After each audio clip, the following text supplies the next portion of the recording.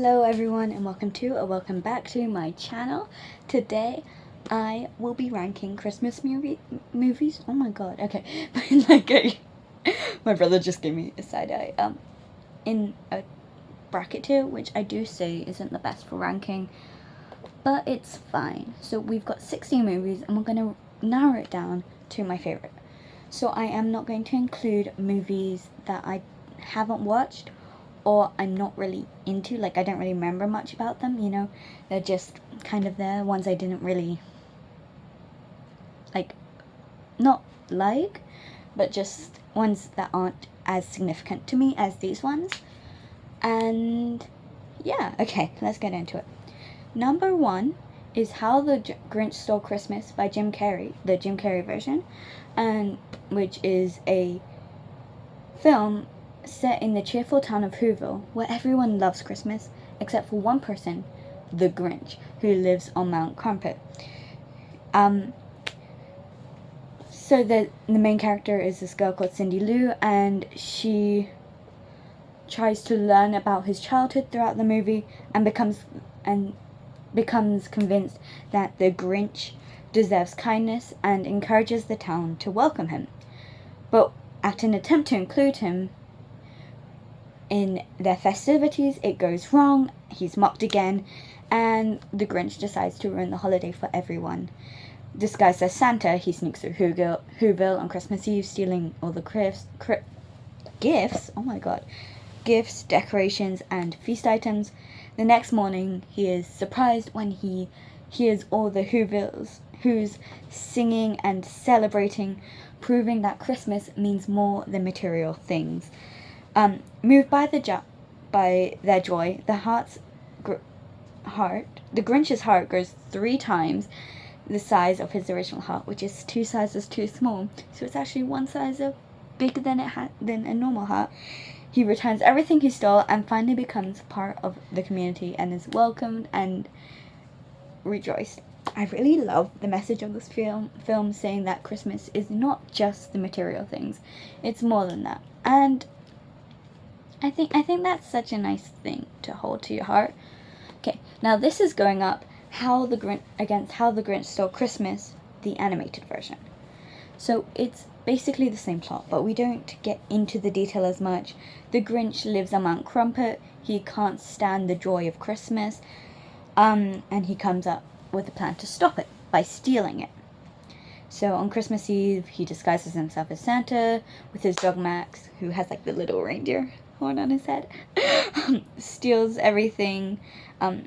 He takes everything, and again, once he realizes that the Who's are singing together, he realizes that Christmas is not, again, just about material items, and his heart grows, he returns everything he stole, and joins the Who's for the celebration. Again, love the plot of this film. Now, the animated version does have more, nostalgia to me in general. However, I do think I'll go with the Jim Carrey version just because of the extra plot, the acting. I love it, and carries the same message and has a bit more to it. It's also such an incredible film. So that is the winner of that round. So next up, we've got Home Alone. Now, I love Home Alone so much. It's about an 8-year-old boy called Kevin McAllister who is very overlooked in his huge family. Like, so big. And after a really heated argument with his family and his mom, he's sent to sleep in the attic on the night before his family leaves for Christmas. And he wishes that his family will disappear. So, the next morning, when the families are leaving, in the rush, they don't realize that they forgot him at home. At first, Kevin's enjoying having the house to himself, eating junk food, watching movies, and doing whatever he wants, like any kid who's left home alone. But soon he discovers that 2 burglars, Harry and Marv, plan on robbing the neighborhood. He realizes that his home is their next target, and he sets up a bunch of clever and like painful traps to defend it. Loki, I don't think I would have been able to come up with that. He's 8. So while the burglars struggle through Kevin's traps and stuff, his family realizes their mistakes and tries desperately to return. His mum going on a whole like journey and getting back at the same time as his parents. The burglars are caught by the police, and on Christmas morning, Kevin is reunited with his family, appreciating them more than ever. As well as that, there's like this whole side plot with him finding, like, realizing the good in people with the old guy, I forgot his name, who he's told is a serial killer, but is not just a guy who misses his family. I really like that part. And Home Alone is up against the Christmas Chronicles. This is going to be hard to listen. So, siblings Kate and Teddy Pierce are struggling to keep the Christmas spirit alive after their father died. On Christmas Eve, Kate becomes determined to prove that Santa is real and convinces Teddy to help her through blackmail. The plan works, sort of, kind of, I guess, when they accidentally interfere with Santa's sleigh and they cause it to crash and lose the magical presents. With Christmas in jeopardy, Santa, Kate, and Teddy team up to retrieve the gifts, fix their sleigh, and save the holiday before Christmas morning. Along the way, the siblings rediscover their bond, confront their grief, and learn the importance of believing in something bigger than themselves. With Santa's guidance, and maybe a little bit of Christmas magic, they succeed, restoring the Christmas for children everywhere. I love this film so much. It's so close to my heart. It's actually a tradition that my brother and I watch it every Christmas. It's 1 and 2, and it means so much to me. Rupert, What? Home Alone or Christmas Chronicles? Home Alone. Home Alone? Okay. Because I don't know what to pick. Because, like, Christmas Chronicles is, like, so important to us, you know? I think, though, it will have to go with Home Alone. Because, in all honesty, I do find Kate a bit annoying. Like, don't get me wrong, I love it. But Kate could use some work. As well as that, Home Alone, I feel like holds a nicer message. And then, okay, next we have Elf, which is about Buddy, who is a human who ends up as a baby in Santa's sack and grows up in the North Pole believing he's an elf. When he finally learns the truth that he's actually human, Santa encourages him to travel back to New York City to find his real father, Walter Hobbs, a grumpy children's book publisher on the naughty list. In the big city, Buddy's innocent enthusiasm and the North Pole manners clash comically with everyday life. Walter at first rejects him, but Buddy slowly wins him over Walter's wife and young son. Along the way, Buddy finds love, spreads Christmas cheer, and helps Santa with his sleigh when it loses magic. Buddy's warmth eventually softens Walter's heart, bringing the family back together and restoring everyone's belief in Christmas magic. Especially with the very important line, to spread Christmas cheer, you must sing loud for all to hear. And I find that line really nice. I love singing, and I love Christmas songs and Christmas cheer. Also, there's the whole, Rupert, your foot's in my video.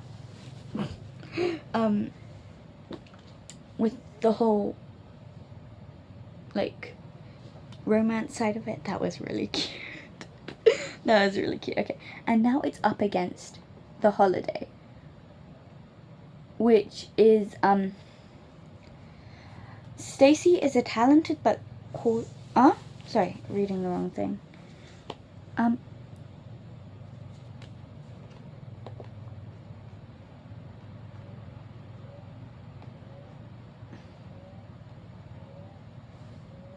Sorry, trying to find where, because I've got like the written descriptions on my iPad. Okay, so it's about Iris, who is a kind but heartbroken writer in England, and Amanda, a successful but stressed movie trailer producer. Sorry, that's my sunscreen, in Los Angeles. Now, they're both dealing with painful breakups in their own way. And looking for an escape, they do a home exchange and swap their houses for the holidays. In England, Amanda settles into Iris's cozy cottage and unexpectedly meets Iris's charming brother, Graham. Throughout the whole film, I was like, what if this is not her brother? Like, you haven't confirmed. What if this is some random guy who's pretending to be her brother? But we ignore that, okay? What starts as a casual holiday fling quickly becomes something deeper, much deeper, where she,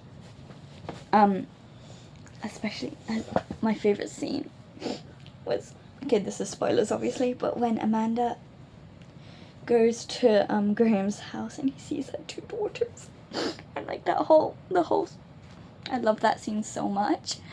And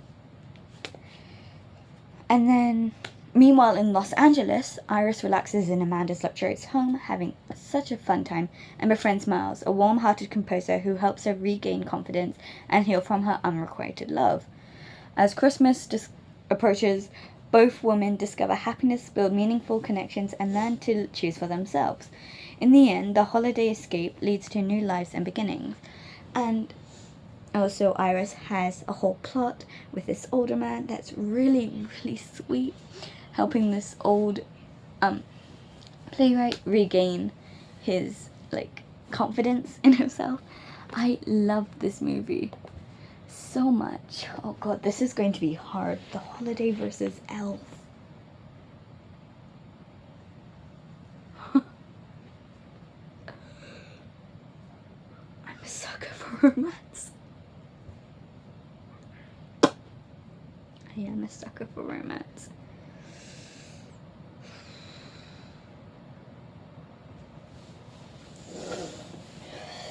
I'm gonna regret this probably, but The Holiday is going to win in my books. Because I just feel like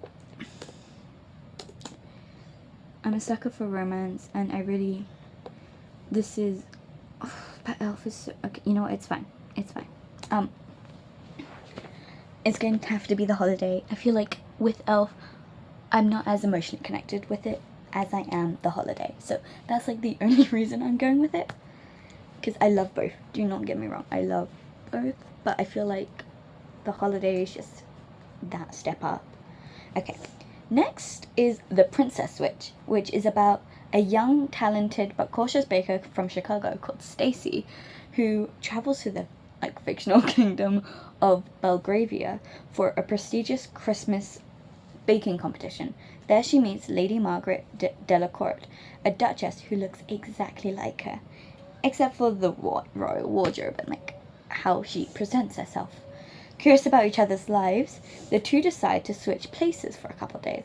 As they step into each other's world, unexpected romances bloom with each other's, one with the Stacy posing as, I'm just gonna keep reading. Stacy posing as Margaret grows close to Prince Edward, while Margaret living as Stacy falls for Stacy's best friend and business partner, Kevin. Sorry. The switch helps both women discover new sides of themselves and what they truly want in life. When the truth comes out, eventually, it creates a momentary chaos, but the honesty brings everyone closer together. The adventure ends with love, newfound confidence, and a celebration neither woman will forget. Okay. Next, going against this is The Polar Express, which is about on Christmas Eve, a young boy begins to doubt the existence of Santa Claus. Just as he is about to go to sleep, a magical train called the Polar Express stops outside his house, inviting him to travel to the North Pole.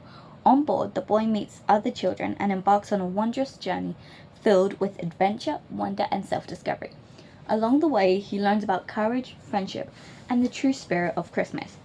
At the North Pole, he experiences the magic of Santa's workshop, and even has the honor of receiving the first gift of Christmas, a bell from Santa's sleigh. Through this journey, the boy regains his belief in the joy, wonder, and possibilities of the holiday season. If I'm being really honest, I haven't watched this in years. It still holds a special place in my heart. If I do think The Princess Switch, oh god, what's with me in romances? But The Princess Switch does take the thing with this, because I found The Polar Express so creepy. Like, genuinely, it was, did not feel like comfortable watching it when I watched it. I like the message, I like the plot, the animation style actually like creeped me out. Okay, next we are actually going to be comparing the 2 Christmas carols. Well, 2 of the ones I've watched. So the one with Jim Carrey, it's about Ebenezer Scrooge, who is a cold, greedy old man who despises Christmas and shows no kindness to anyone, kind of like the Grinch. But he doesn't even. On Christmas Eve, Scrooge is visited by the ghost of his former business partner, Jacob Marley, which, fun fact, I actually played him in a stage version of A Christmas Carol, and Jacob Marley warns him that his selfish life will lead to a terrible fate. That night, Scrooge is taken on a journey by the 3 spirits: the ghost of Christmas past, the ghost of Christmas present, and the ghost of Christmas future. The past shows him memories of his lonely childhood, lost love, and the choices that hardened his heart. Present revels in the joys and struggles of those around him, including the Cratchit family and their sickly but cheerful son, Tiny Tim. I love Tiny Tim. Finally, the ghost of Christmas yet to come shows Scrooge a bleak future where he dies alone and unmourned, and where Tiny Tim does not survive. Terrified by what he's seen, Scrooge wakes up on Christmas morning filled with gratitude and determination to change. He becomes a generous, warm-hearted, and devoted to helping others, beginning by supporting the Cratchits and getting a turkey. His transformation brings him joy not only to himself but to everyone around him. He also goes to his uncle's. His nephew invites him to a Christmas party, which he doesn't go to, and he misses out on the opportunity to spend Christmas with his family, which he then later does when he becomes a good person. Now, the Muppets version is pretty similar, except for we're being narrated by 2 Muppets, and I love the narration so much. So it's the same plot, and it's like you have the icons in there. You have Miss Piggy, you have Kermit, you know? It's like, so for me, the Muppets does win this round. I am more of a Muppets fan, and also the animation was creepy. Kind of like the whatchamacallit, the one for the Polar Express. It's not as bad as the Polar Express one, I will say that. Sorry, my camera cut off just there. So, next we're going to do The Nightmare Before Christmas, which is about Jack Skellington, the Pumpkin King of Halloween Town, who grows bored with scaring people year after year. When he stumbles across Christmas Town, he becomes enchanted by its joy, the lights, and the festive spirit. Inspired, Jack decides to bring Christmas to his own world, but he attempts to go hilariously and sometimes dangerously awry. Mistakenly taking over Santa's role, Jack causes chaos for both Halloween Town and the real world. With help of Sally, a brave and caring ragdoll, he realizes Christmas has its own magic he can't replicate. In the end, Jack restores order, learns to appreciate his own identity, and celebrates the holiday in his own unique way, proving that understanding and heart are truly the spirit of any season. Sorry, let me just fix my bracelet. I love The Nightmare Before Christmas. It's Tim Burton. Who doesn't love Tim Burton? The animation style is peak. And I do feel as though with The Nightmare Before Christmas, it's a perfect combination of Halloween and Christmas. And Halloween is one of my closest friends, my best friend, don't know why I said one of my closest friends, loves Halloween, and his friend, who I'm also kind of, it is confusing. Anyway, I've got so many friends who love Halloween, and I think this is like a great movie for us to connect with. I do love it. However, it's going against Iron Man 3. hear me out on this one, okay? It's set during the holiday season, okay? It's about Tony Stark struggling with the anxiety after the events of the Avengers, while a mysterious terrorist called the Mandarin, or the Ten Rings, launches an attack across the US. US. Tony, don't leak your public address. Don't leak your home address, guys. His home ends up destroyed, leaving him stranded where he meets Harley, a little boy who helps him with getting himself back on the road and back on the track to saving Pepperoni, guys. Okay, the climax does actually unfold on Christmas Eve, I'll have you know, with a huge fight that happens. I love that scene. And I don't know, it's just set around Christmas. It's like Die Hard, you know. I haven't actually watched Die Hard though, so I don't really think I can give an opinion on that. So I mean, obviously for this, The Nightmare Before Christmas is going to win. It is so much more Christmassy. However, I do love Iron Man 3. I am a massive Marvel fan, so I do feel like that's why I put it there. And I do know The Night Before Christmas, Iron Man 3 better than I know The Night Before Christmas. Oh, also, that's the only, like, series ending, because it's a third one. The others aren't set during Christmas. Okay, next, we've got Frosty the Snowman, which is set on a snowy night, a snowy day, actually. A group of children build a snowman and give him a magical silk hat, bringing him to life, which was the hat of a magician, whose tricks didn't really work. The snowman, named Frosty, is a cheerful, playful, and full of holiday spirit, spreading joy to everyone he meets.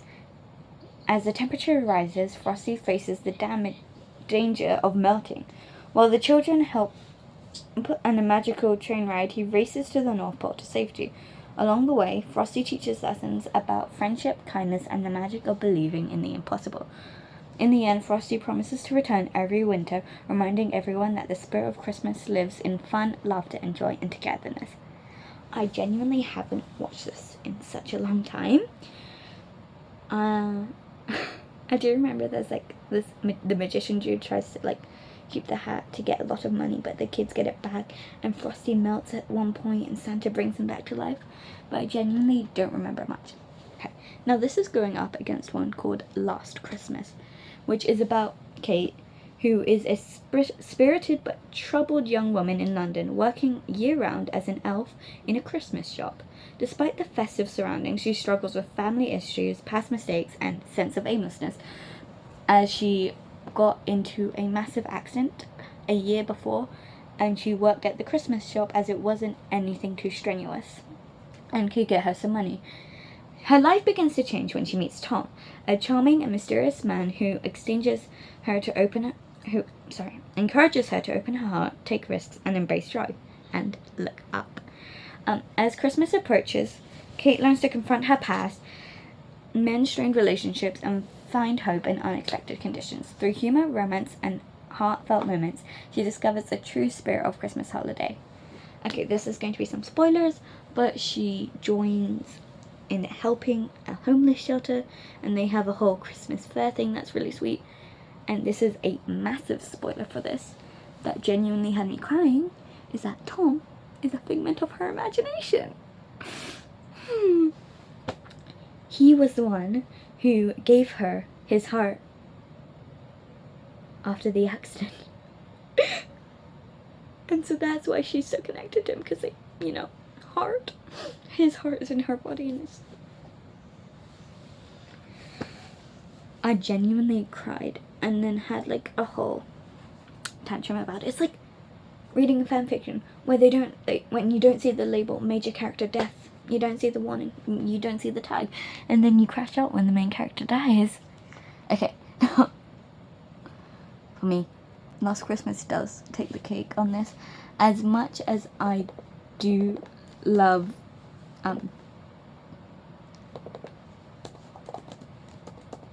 the Frosty the Snowman, I honestly don't remember as well as I remember Last Christmas. And Last Christmas is just such a sad movie. You know, I love some depressing moments in my Christmas. Okay, next we're doing A Boy Called Christmas. Sorry, it's so hot here. Okay, it's about a boy called Nicholas who is very kind-hearted and is living in a small spirit.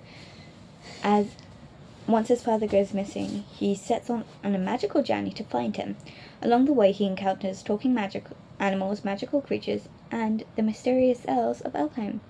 Guided by courage and compassion, Nicholas discovers the power of hope, generosity, and believing in the impossible.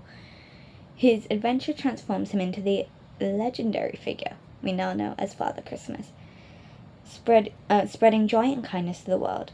This story celebrates the true spirit of Christmas, wonder, bravery, and the magic of giving.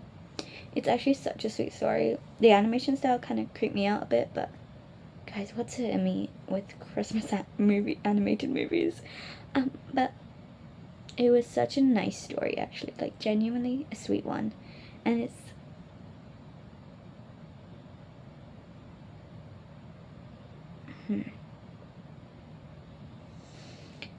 it's such a wonderful tale, and I love all the characters in it, the talking mouse, the reindeer, you know, everything just comes together. Next, we have Arthur Christmas. Now, this is going against Arthur Christmas, which is on Christmas Eve, Santa's high-tech operation delivers gifts to children all around the world, but one present is accidentally missed. Arthur Christmas, Santa's kind-hearted but awkward youngest son, takes it upon himself to complete the mission before the morning. With help of his grandfather, a loyal elf, and an inventive gadgets, Arthur embarks on a daring journey across the globe. Along the way, he learns the importance of heart, teamwork, and the true meaning behind Christmas, spreading joy to every child, no matter how small or overlooked. By the end, Arthur proves that Christmas isn't just about technology or efficiency. It's about love, care, and thoughtful giving. This one is a hard one for me. I do love both the movies. Arthur Christmas, such a nice, special. I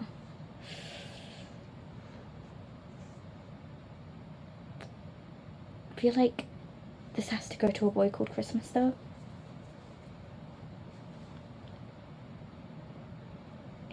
It's just.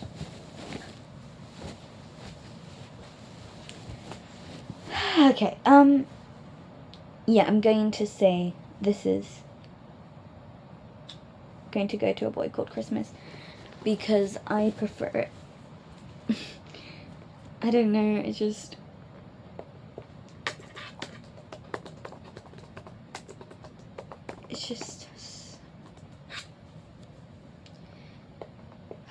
Okay. Sorry. I just feel like A Boy Called Christmas is a bit more sentimental to me.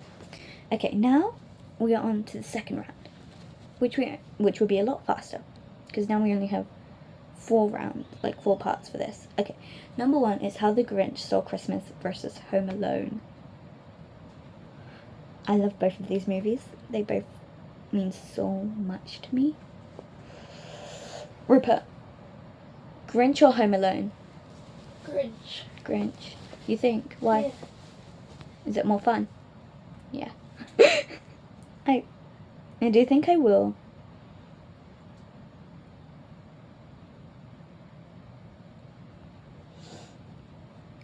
Go. Oh, God, this is a hard decision. I do think I will go Grinch just because it does have a bit more sentimental meaning and nostalgia to me than Home Alone. Okay. Next is The Holiday versus The Princess Switch. The Holiday's winning that one. It's more thought out, better act.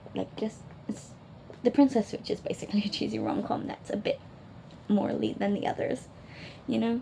But The Holiday wins that for sure. Next is The Christmas Carol, the Muppets version, versus The Night Before Christmas.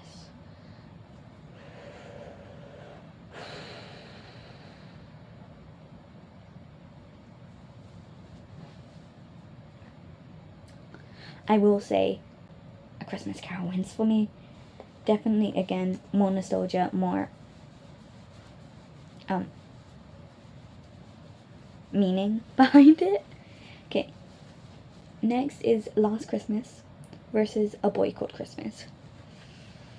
I think I'll have to give this to A Boy Called Christmas. It means more in general, has a better message behind it. Last Christmas, as much as I love it, I don't think it makes the elites.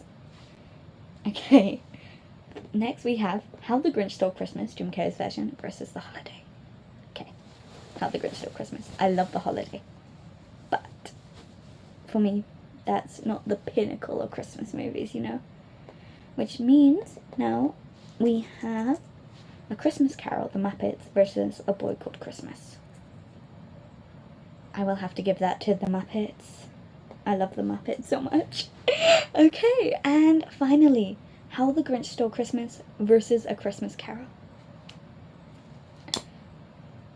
For me, it has to be The Muppets, A Christmas Carol. I'm so sorry. As much as I love How the Grinch Stole Christmas, it's an incredible film. Love everything about it. The Christmas Carol holds more meaning and nostalgia to me than The Grinch ever will. And that's saying a lot, considering that it holds so much importance to me. So, yeah, I guess I found out my ultimate Christmas film. Thank you so much for watching and have a very wonderful holiday.